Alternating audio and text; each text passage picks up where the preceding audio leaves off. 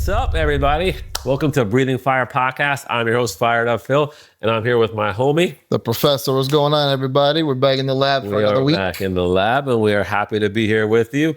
Glad that you're listening wherever you are. And this is going to be a good episode. I'm excited about this one.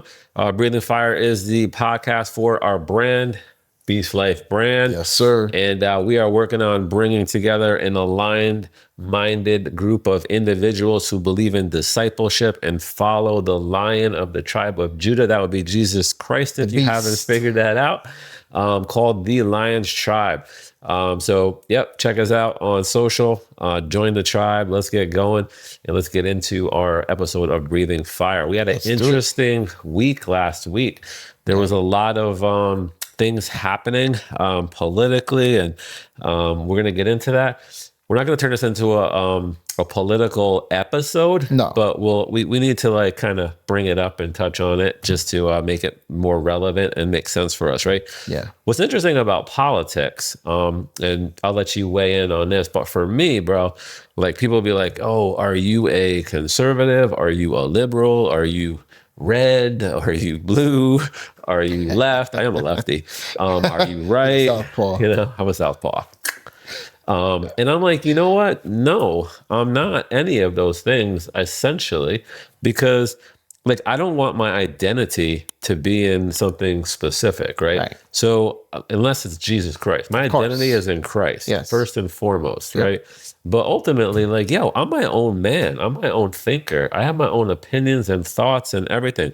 So no, I'm not any of those things. My name is Fired Up Phil Barneo. That's right. I think for myself. Now, of course, within those topics of politics and everything like that, I have my beliefs, which do tend to lean towards the conservative side. So, but to claim that I am this, I don't like to do.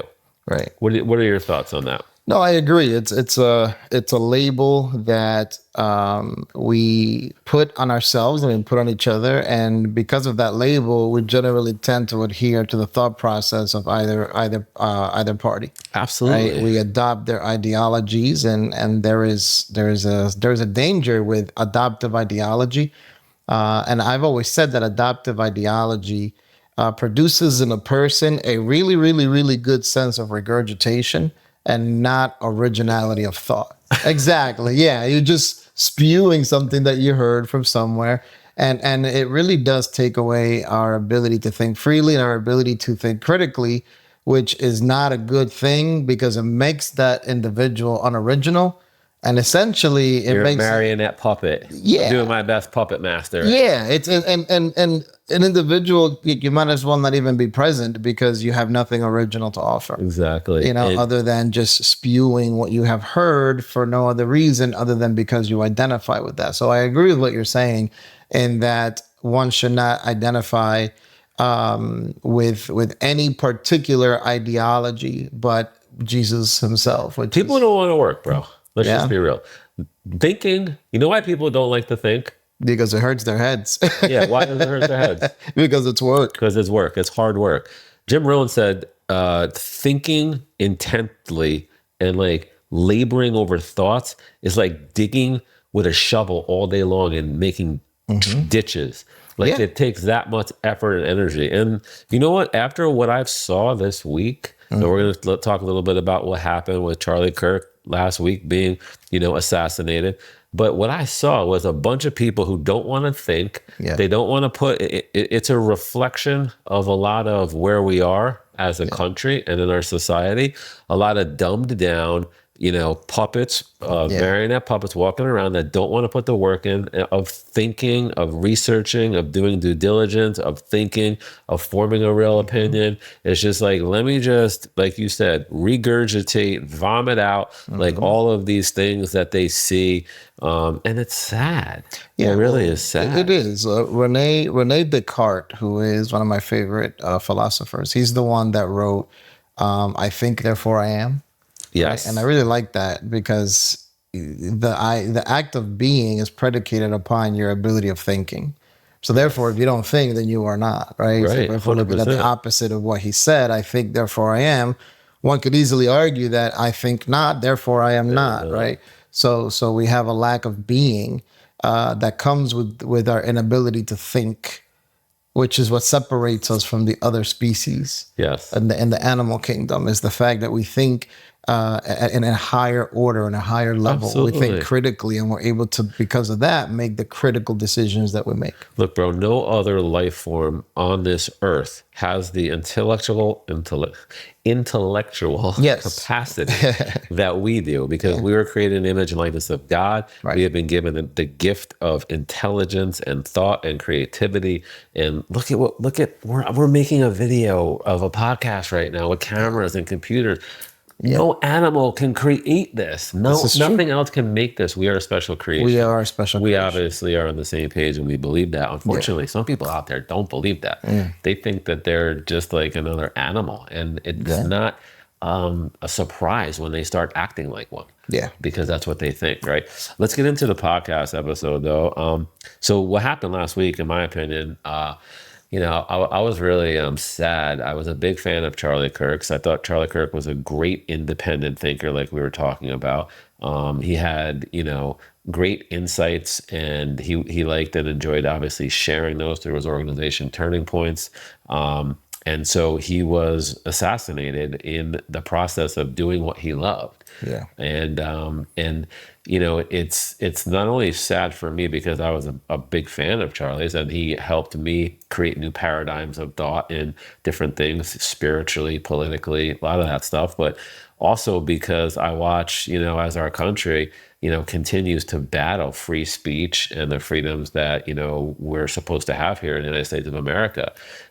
This guy was gunned down for free speech because he was speaking freely, and somebody else didn't like that. Yeah. And that's not cool. No, it's not. We are in a very fragile state in our country right now, where the godly commandment of love your neighbor as you love yourself has seemingly gotten lost in translation. Yeah. Right. And we have replaced that with love your neighbor as long as your neighbor wholeheartedly agrees with everything that you're saying. Yeah. And that's not the biblical way. That's not the biblical way.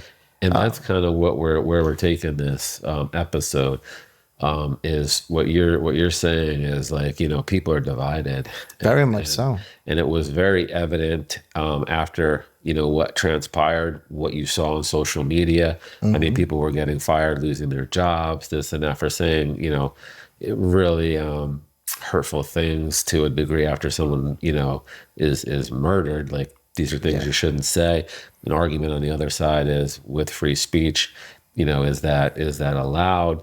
We're not going to turn this into a political thing. No, we're not. We're not. But just to be open to listen and understand all sides. But what I will say is, I think it's disgraceful personally that people would say that. I would never, ever wish upon anybody, even somebody that I completely disagreed with and disliked. Yeah. I would never, never want to disrespect them or want them to be killed. No. That's insane.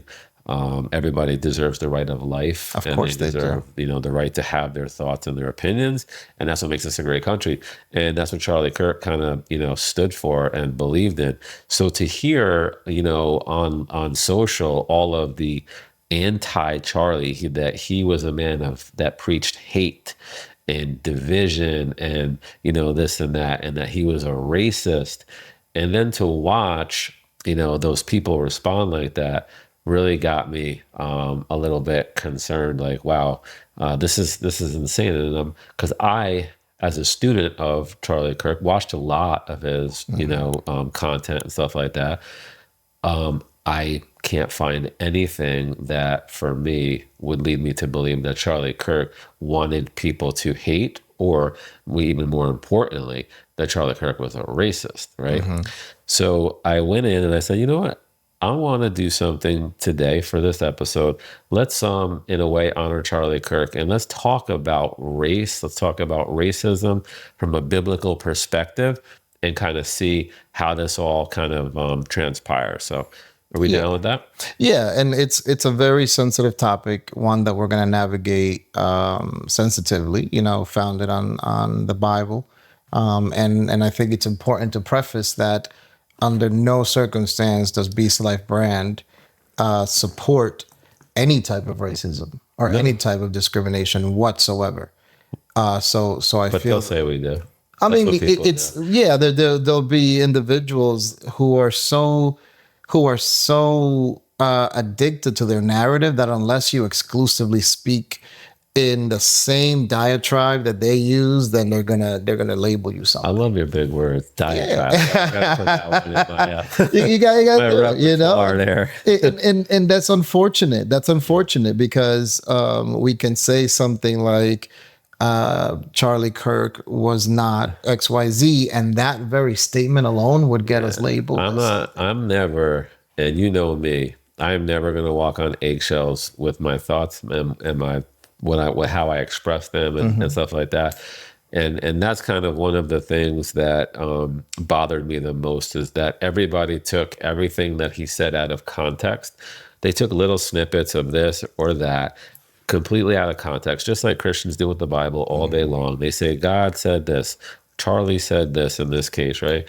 Instead of actually doing their due diligence and researching the whole thing to try to get the truth of what was really being stated, right? Right. And that's what kind of happened. And so, but in light of that, to bring something, I should say, to bring something to light from that, I want to talk about something. One of the things that I thought was really fascinating is something that I've believed for a long time. And when Charlie Kirk taught, and I saw him teaching on it and everything as well, I was like, yo, this is dope. I like this. This is perfectly in alignment what I feel that God teaches biblically and everything. So let's use this as a way to kind of talk about race and racism. So drum roll. Let's get into it. So let me first, I'll give you kind of, let me give you what Charlie taught on race. So Charlie Kirk has argued that race itself is not a biological reality, but a social construct used to divide people. What matters are values, ideas, shared humanity, not skin color. So Charlie Kirk believed that race didn't exist. Mm-hmm. I actually share the same belief. Okay.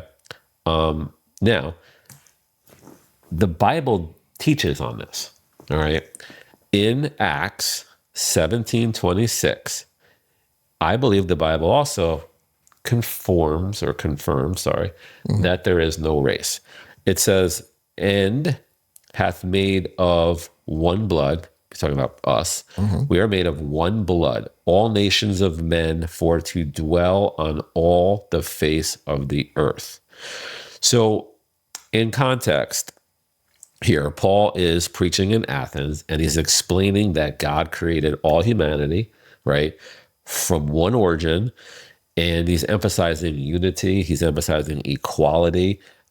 He's stating that we're all of, if we were to cut ourselves right here, we are all of one blood, okay, which is very interesting because where does DNA come from?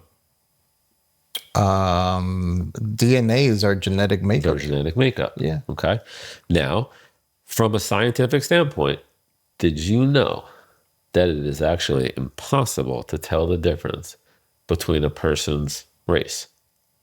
I did not know that. That is the true fact. We humans share 99.9% of the same DNA. Mm-hmm. And if you were to take the DNA of, we're actually, we're catching you. Wait, just wait till next summer. I go tanning.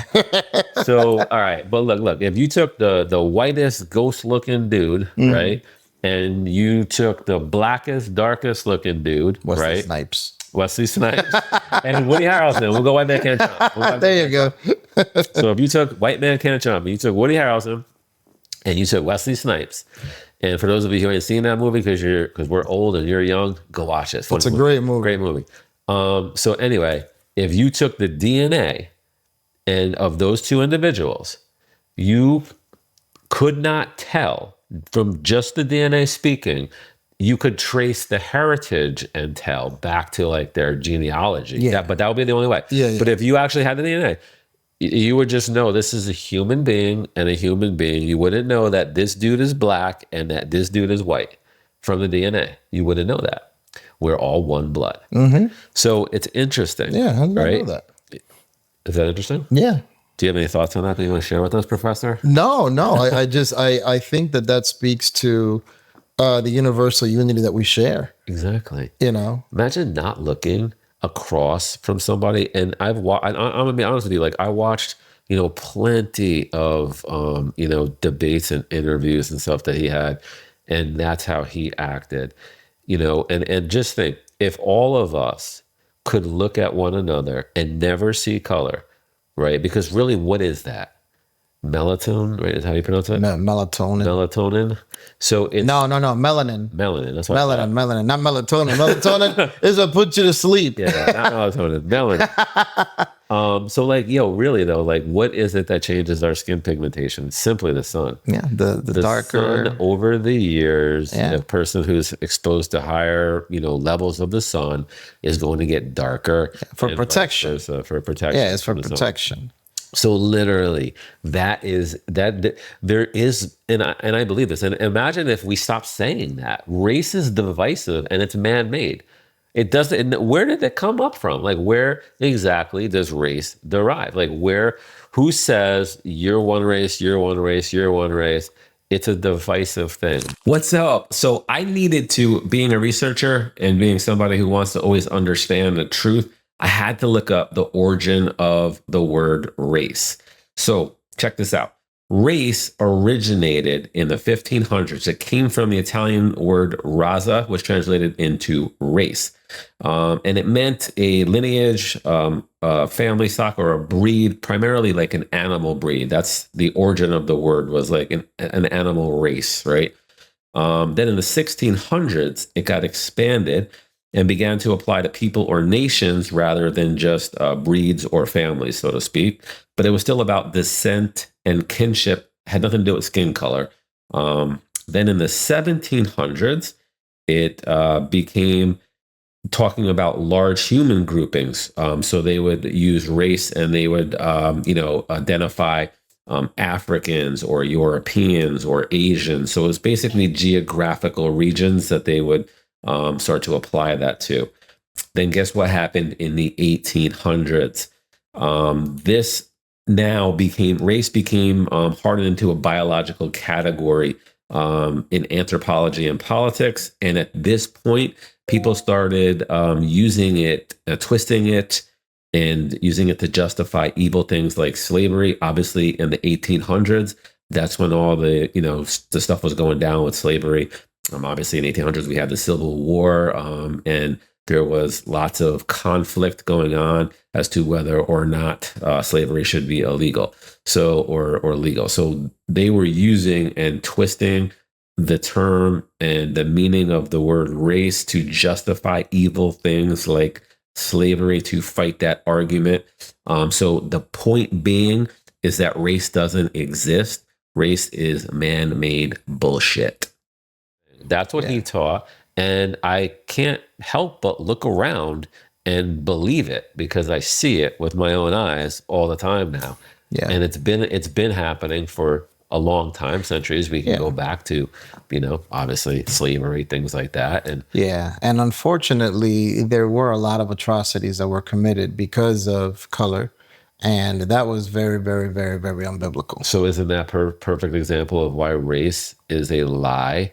And it's deceptive, and it's, it's a device for division. Well, you had individuals who were perceived as being less than because of their skin color. And that is also very much ungodly. During the time of slavery. It's a lie. Once again. Because your skin color does not make you less than. That we are one race. Yeah. We are one blood. Yeah. So to look at somebody and deem them to be less than because of how they look is actually very unbiblical. Where's this Bible verse that? Very unbiblical, and even outside of the Bible, it's just plain dumbass. Yeah. Like why would you even just to, even if you're not a believer, just to treat somebody like the golden rule, I feel like applies for people who, even if you're not a believer, it's like common sense. Yeah. Like, I wouldn't want to have my shit stolen from me. No. Why would I want to steal your shit? Exactly. And to the individuals who Christianity is not based on exclusivity, right? And John 7:24 kind of admonishes us in that capacity. It tells us stop judging by mere appearances, but instead judge correctly, right? So to the individuals that this is a wake up call to anybody who is still creating a divide amongst their brethren simply because of what their brother looks like. Absolutely. Right. So what we're preaching here is how unbiblical this ideology is. Yes. And right? people say the Bible is responsible for racism. Bullshit. The Bible is responsible for equality. We're proving it right now. We're giving you these verses. I don't want to get into it too much about that. Yes. Were there slaves? Did the Bible talk about slaves? Yes, because that was going on at that time period. It didn't condone it or encourage it, or, you know, it obviously in the verses that we just spoke about, and then in some of the ones that we're going to bring up, it is very much for equality and, you know, one blood, one race, all people image bearers of God. And it actually, closing on this, getting back into it, but it actually teaches that the first shall be last and the last shall be first. That you should be a servant leader, that the people that you're leading, actually, you should treat as though they are higher than you. So, I mean, the Bible is a special. That's the biblical way. Even Jesus Christ made himself the quintessential servant. Did it by example, 100%. Yeah, he did it by example. When he washed his disciples' feet. Yes. You know, he was literally the Messiah, and he was serving people. Yes. You know, and what an amazing thing, and what an amazing example for us. Yes. As we continue to carry on the legacy of the Lord in this world, that we are to be servants. Yes. So. Yes. Yeah. And now it's interesting because we're going to play this out here, because race doesn't exist now. Mm-hmm. So now you're not black, brown, whatever color, right? White. You're just Ellie. You're just a professor. Beautiful man. Beautiful man. You're lucky. I couldn't put my feet up like that because I don't get pedicures. I'm due for one this week. But here's the interesting question. So if race doesn't exist, that's a beautiful thing. Now we see each other with equality. As equals. So what does exist then if race doesn't? And I say this all the time. I don't know how many people listen to me, but what exists is our perception of it. It's how we interpret it. We have created within. What makes people different? The way they act, their personality. But where do they get it all from? See, that is, I think that's different for everybody. You know, I think our personalities are developed by our experiences. There you go. So, that's what I'm getting. So culture is what I'm looking for. Yeah. Culture. Your culture is what really makes you unique. Mm-hmm. And your culture includes, you know, all of your experiences. Obviously, like when you look and you go, okay, so, you know, what creates culture? Well, division does. So in geographical division, and also ideological division, things like that. So segregation to a degree, I guess you would have to say, creates culture.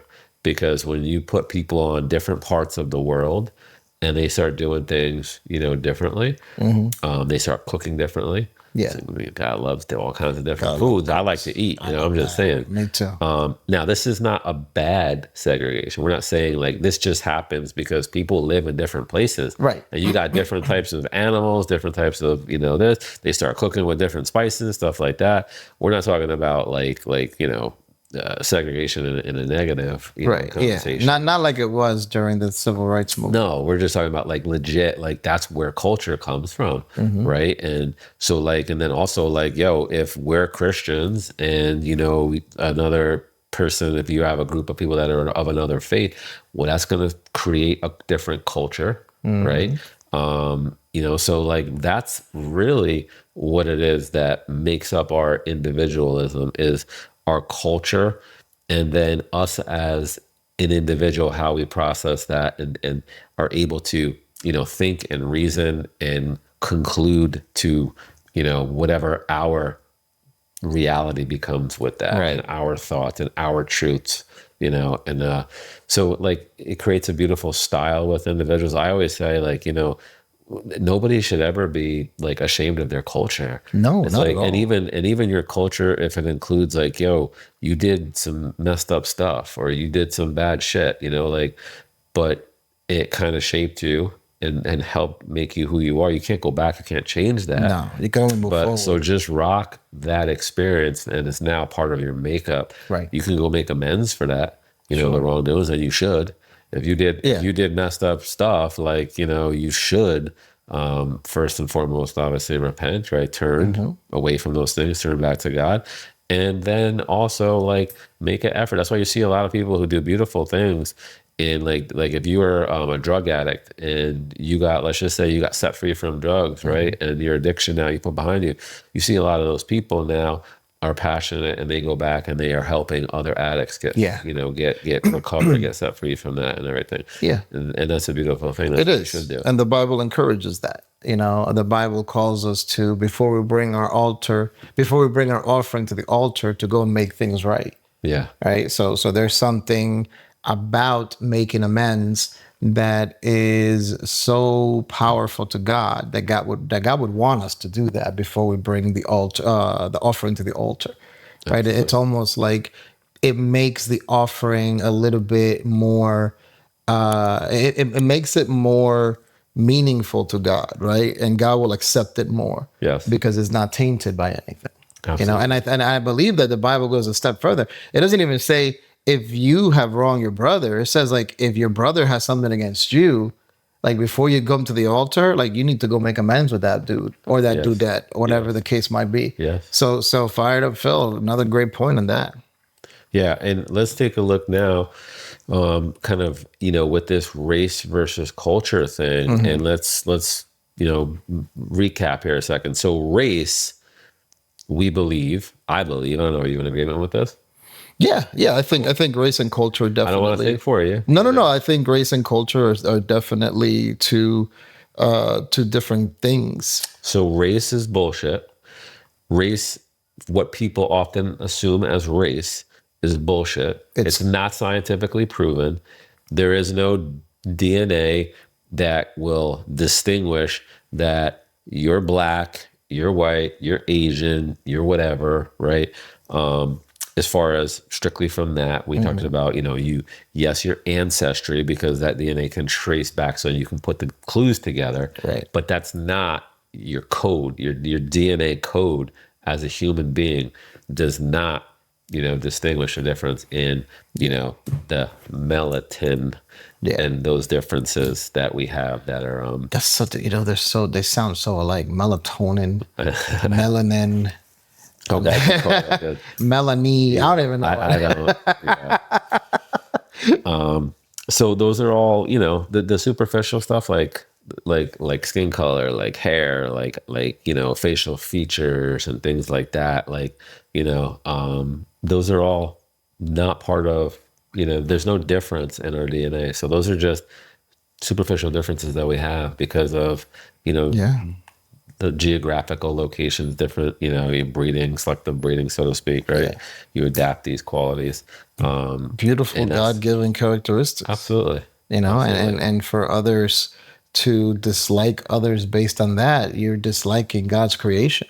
Yes. And this goes to everyone in particular. Like anyone that despises anyone else for being a certain color, you are definitely going against things that God has created and essentially challenging the beauty that God has manifested upon us here on earth, right? Because we're all, DC Talk called us a skin kaleidoscope, and that is such a great analogy because that's what we are.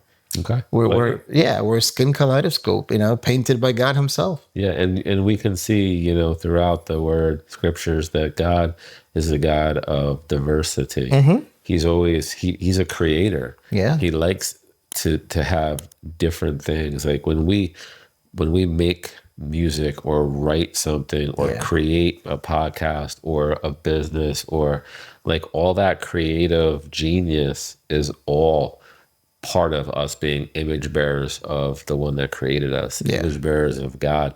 And so it's a wonderful thing to see the differences that you have a black person, Yeah. a white person, a And brown everything in person, between. everything in Yeah. between. Yeah.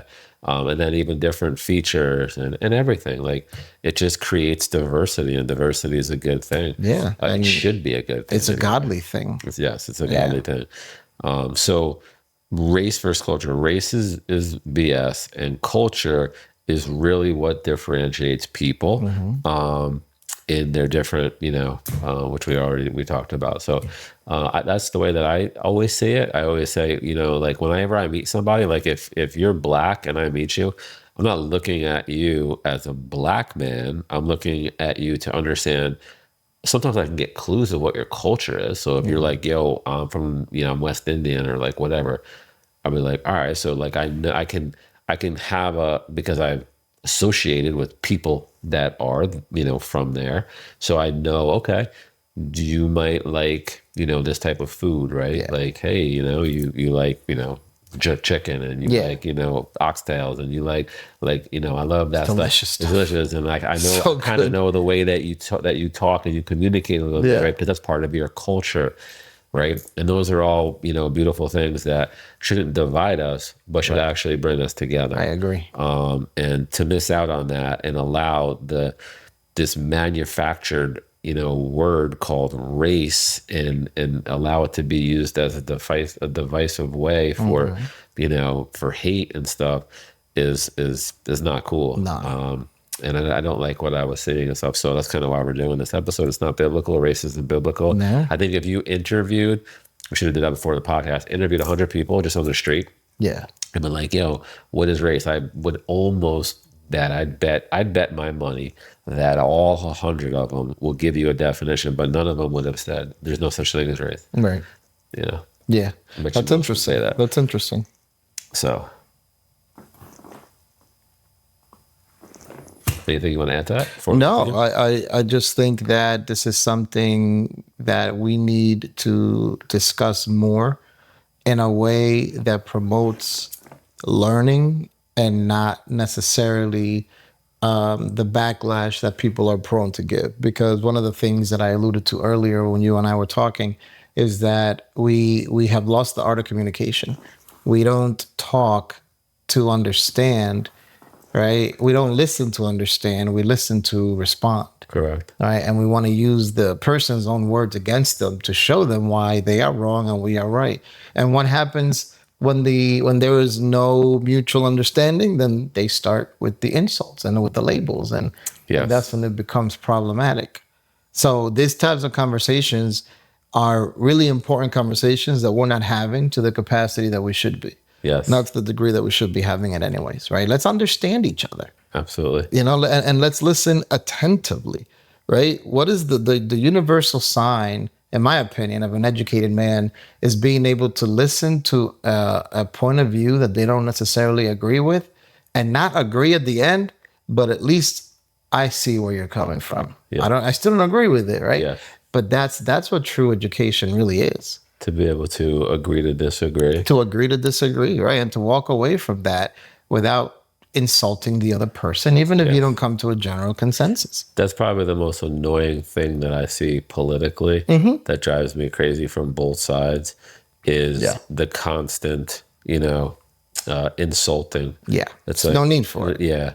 It's like, just why can't you just teach your point, argue your point, vote for your point, just work your points, your policies and stuff. Don't raise your voice and prove your argument. Yeah, this has unfortunately been going on for ever and ever and ever. But but so, in closing here, I think it's awesome. Like think about this. If you were to go out after watching this podcast and you erased race from your mind, I want you to leave and say and try to commit and promise to yourself, this is what we're going to do, right?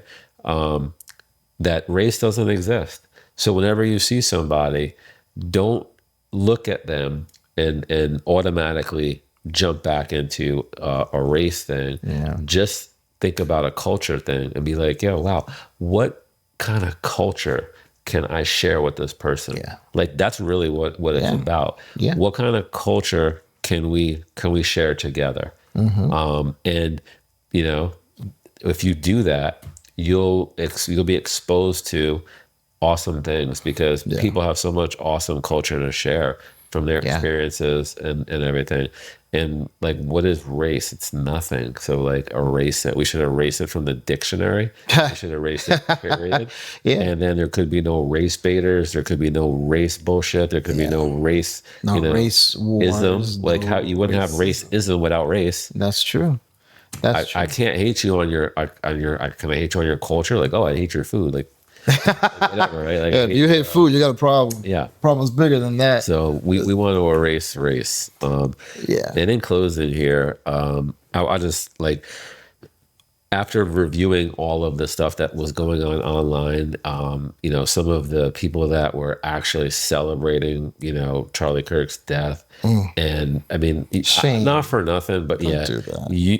it'd be really. I would love to hear you try to justify yourself as a Christian if you're celebrating the death of somebody. I don't care Who it is. unless it's like a straight, like, maybe terrorist, Osama bin Laden or something like that. I mean, like, but if you're trying to justify celebrating the death of somebody who loved his country and just believed maybe differently than you, that's pretty sad. And it's the problem is, people say that Charlie Kirk used hate speech, right?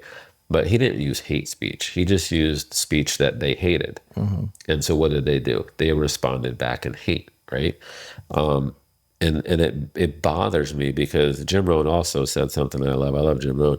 He was like, just ignorance is tough to tolerate. Yeah. Ignorance is one of the toughest things to tolerate because it I don't know what it is, but when you're around someone who's ignorant, that just like will never see, their wrongs or a different point of view, or like it's just very difficult to be around someone like that, right? Ignorance can't handle intelligence. That's true. That's what happens, right? Ignorance just gets flustered with intelligence. And I'm going to compare it to prideful people and humble people because that's biblical, right? God loves a humble heart. Humility opens the door to God. Pride closes the door to God. The devil is full of pride. God expects us and is full of humility, right? We need to be humble. Prideful people that can't have an intellectual battle like what we're doing, right? Yeah. They have to resort to personal attacks or even violence. They do. Like we saw what happened to Charlie Kirk. Yeah. You can't handle intellectual battle. So, then you shut down and you become,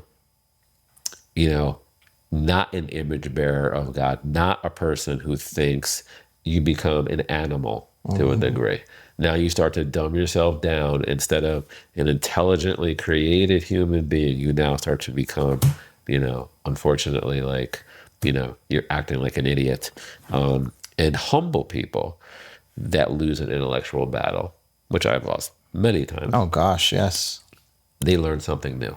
And that's how it should That's what humble people do. Yeah. They go, oh wow, you just kicked my ass in that argument, in that convo, in that debate, in that point of view, like, or maybe we've got to a point where we both believe we're right and we can agree to disagree. Which is but a fine humble too. person, right? They're either going to do that or they're going to learn something new. But a prideful person is one that never learns, and they resort to insults, violence, yelling. Like it's like, you've really just shown your hand as to where you are in your personal growth and your character. And sometimes there's a lot of people, that are prideful, that are very smart, but it's just a matter of like their pride will not allow them to see anything past their point of view. Yeah, and if you're the smartest person in the room, you got to find another room because it's unlimited. because you got a doctorate. Listen, man, I can do all the academic stuff, but I can't build a shelf. Trust me, I've tried. I've tried several times. I was like, what? I just learned a different, not just, but a while ago, I was trying to do, Uh-oh. I was trying to screw in one of those Phillip screws with a flathead. Well, like me, like Philip. Yeah, they name it after When him. I was a kid, my mom, well, my uncle was there, and my uncle said to he was putting something together in our living Yeah. room or whatever, and he was like, I was probably like, I don't know, 4 years old or something. So my uncle goes, "Can you go get?"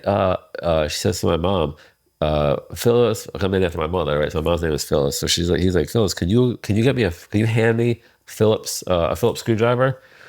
And so me being a little kid, I heard that, and I was like, "No, no, hold on, I got it." So I had it up in my room, a little play set, Yeah. a little construction play Aw. set. So I ran all the way upstairs, and they're sitting there like, "Where the hell is this kid going? What is he doing?" Right? So I run upstairs, and I grabbed my plastic Oh, screwdriver, you gave it to him? and I said, "Here's this," and they were like, That's so "Oh, cute. it's Phillips." That's so cute. Screwdriver. Oh, That's yeah, so yeah. cute. Oh, that's so cute, man. But you can't build shit, I guess. I can't build anything. I can't build anything. But and to your point, I believe that's the main difference between humility and pride. Pride for people want to stay in a place where they are the smartest person in the room. Yeah. Whereas humble people are like, Feeds their ego. yeah, exactly. And humble people are just like, hey, I want to I grow. want to be better. And growth is unlimited. Absolutely.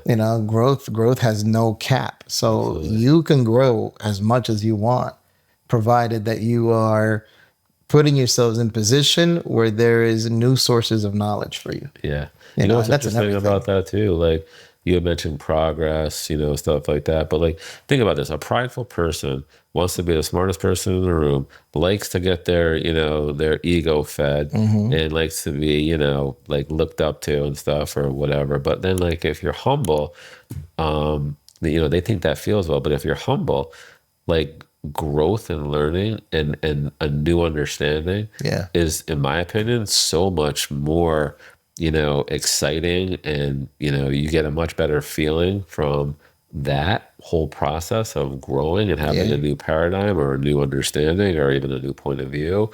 It's like, oh wow, I learned something.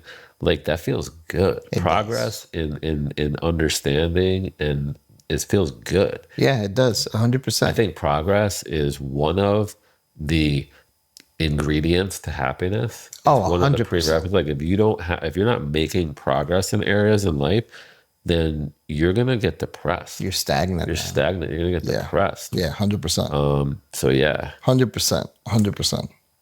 So anyway, we talked about a lot. I think obviously the biggest message of today's podcast is race is bullshit, culture is everything. And I wish we could just erase the word race and even racism from the dictionary, because I think a lot of it stems from self-creation. And look, there's always going to be hate in the world, and there's always going to be people that hate people, unfortunately. But instead of feeding that with things, we can do a better job of making it harder for people to use things like race to hate. If we think and we look at things from a biblical perspective, we're all one blood. Race doesn't really exist. Therefore, it becomes harder for someone to be racist. If we were able to teach all this to people, I think we could erase racism. Unfortunately, probably only, however many people are going to watch this podcast, Yeah. and surely ain't going to be the whole world. Right. You never know. We might go viral. If we go viral. But like obviously we've been dealing with this problem for a while. But this is just one effort to be able to bring positive light into somebody, maybe change somebody's point of view, maybe give somebody a paradigm shift, maybe bring somebody closer to Christ. Like this is our effort in our podcast, just to be able to, as the Bible says, be a light in the darkness. The darkness doesn't like the light, and therefore the darkness tries to take the light out. God bless Charlie Kirk, because the darkness tried to take his light out. And as a Bible-believing man of God, Charlie Kirk brought a lot of light into this world, and the darkness tried to take it out. But what the darkness didn't realize is that when it tried to take Charlie's light out, I believe it made other people around him and other people that, were fans of his and stuff like that, I think it's going to make them come out and carry the torch and make things grow even brighter for him. But unfortunately, I do think that we lost a really wonderful man of God and a really great thinker who would have had a long life of giving a lot of people, including myself, just food for thought to help shape and mold, who I am as a person. I always appreciated his perspective on things because it came from, a sincere heart, and it came from a biblical perspective typically, and it came from, an intellectual person who's a smart man. So I will miss that, but there will be other people that, have to rise up and kind of, step up and step into, these roles, because we need more people like this, like Charlie Kirk, to step up and to speak. Hiding your beliefs and hiding your opinions doesn't do anything good. No. He never did it in hate. And so the people that are saying that, they're just ignorant, straight up ignorant. If you speak your opinions and you speak your belief in love, you're doing what you're supposed to do. You're supposed to speak in love. You're supposed to try to, influence people. We got this whole shit online. Everyone's an influencer. We're influencers right now. We're Dude, we're influencers. Yes. Everyone's an influencer. If you're a mother, if you're a father, if you have breath coming out of your lungs, you're an influencer to someone, to your children, to your friends, to your husband or wife, to your boyfriend or girlfriend, to your brother, to your sister, to your friends. You're an influence. And use that for good. Use that for good. Why not? Right. Our job is to learn and grow and be an influence and be able to, to share things as we continue to grow in love. And so anyway, we'll close in prayer on this one. But I hope we made some good points, and I hope people like the concept of erasing race to erase racism. Yeah. So anyway, Heavenly Father, we thank you for the opportunity to be here today, that we have freedom of speech, that we could get behind the camera, make a podcast video, and post it. Lord, you know our hearts. You know that we're making this in love, and that we're trying to bring a little bit of a perspective and a message in love to people, to help them see how you created the world to be, how you designed man to be, mankind, human beings, to be of one blood.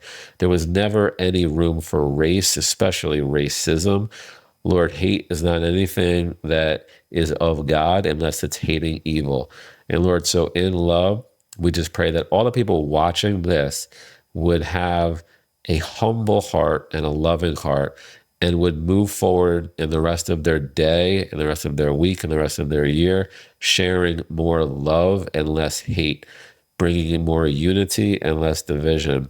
And first and foremost, Lord, I pray that anybody that's watching this that doesn't know you comes to get to know you, whether it's through this podcast or some other, if we're planting seeds here, maybe somebody else will plant a seed somewhere. I pray everybody that views this, has an influence and is affected by the Lord Jesus Christ.